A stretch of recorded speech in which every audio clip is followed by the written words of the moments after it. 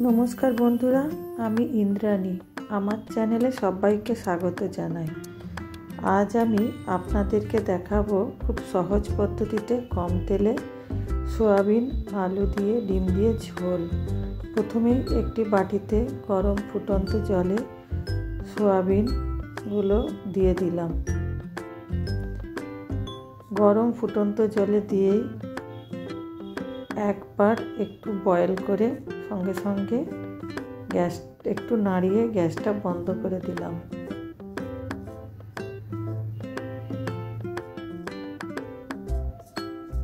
आलूगुलो डुमो डुमो करे केटे हलुद नुन माखिए राखलाम।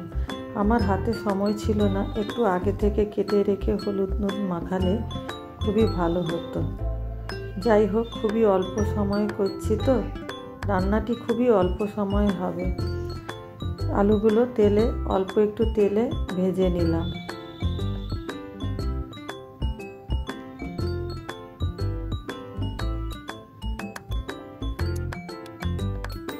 एकटू नाड़ाचाड़ा करे निलाम, लाल लाल करे आलूगुलो भेजे निलाम, कारण तेले भाजते भाजतेई जेन आलूगुलो सेদ্ধ हये जाय।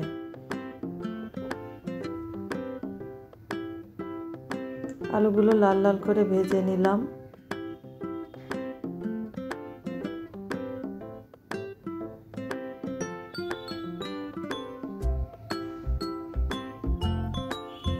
खूबई कम समय खूबई कम तेले এই রান্নাটি করছি। আমি আর আমার হাজবেন্ড দুজনেরই গ্যাস্ট্রিকের প্রবলেম, তাই খুবই কম তেলেই আমরা রান্না খাই। তারপর ওই ভাজা আলু যে ভেজেছিলাম সেই তেলে সোয়াবিনগুলো একটু ভেজে নিলাম। হালকা ভাজা করে নিলে সোয়াবিনের যে একটা হালকা হালি হালি গন্ধ থাকে সেই গন্ধটা চলে যায়, তাই একটু ভেজে নিলাম।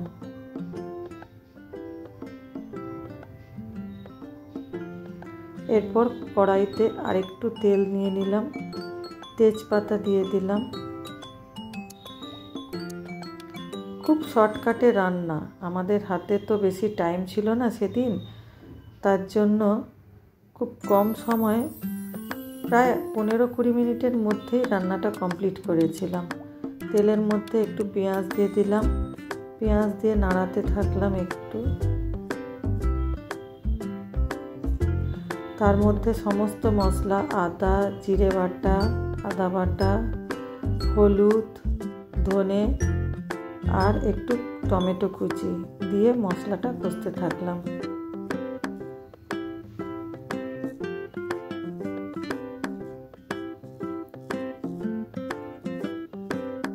মশলাটি কষা হয়ে গেলে একটু নুন দিয়ে দিলাম।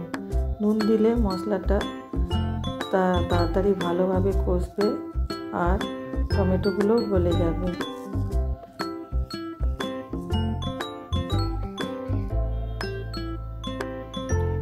মশলার বাটিতে জল দিয়ে ধুয়ে একটু জল দিয়ে দিলাম।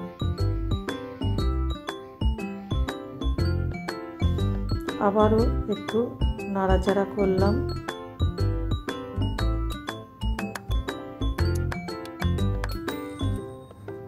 পাঁচ মিনিটের মতো মশলাটাকে একটু কষে নিলাম।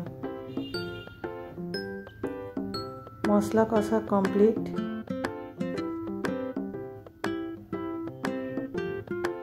এরপর ওই ভেজে রাখা আলু ও সোয়াবিনগুলো দিয়ে দিলাম। মশলার সাথে আলু সোয়াবিনগুলো একটু নাড়াচাড়া করে নিলাম। আগেই আমি নুন দিয়েছিলাম, আলুটাও নুন হলুদ দিয়ে মেখে ভেজেছিলাম, আর সোয়াবিন যখন গরম জলে দিয়েছিলাম গরম জলেও আমি নুন দিয়েছিলাম, তাই আর আলাদা করে নুন দিলাম না।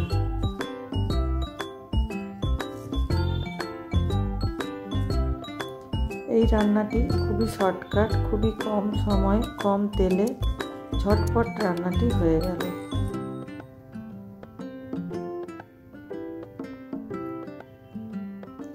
এরপর গরম ফুটন্ত জল দিয়ে দিলাম।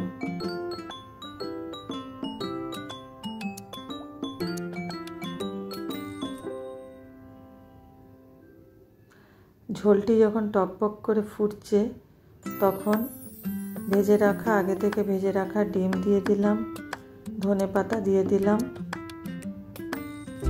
আর অল্প একটু গরম মশলাও ছড়িয়ে দিলাম। হাতে যখন সময় থাকে না, একটা তরকারি দিয়ে খেতে হবে, তখন এই ঝোলটি খুবই কম সময় হয়ে যায়। ভিডিওটি দেখার জন্য অনেক অনেক ধন্যবাদ। প্লিজ সাবস্ক্রাইব করে পাশে থাকবেন। ধন্যবাদ।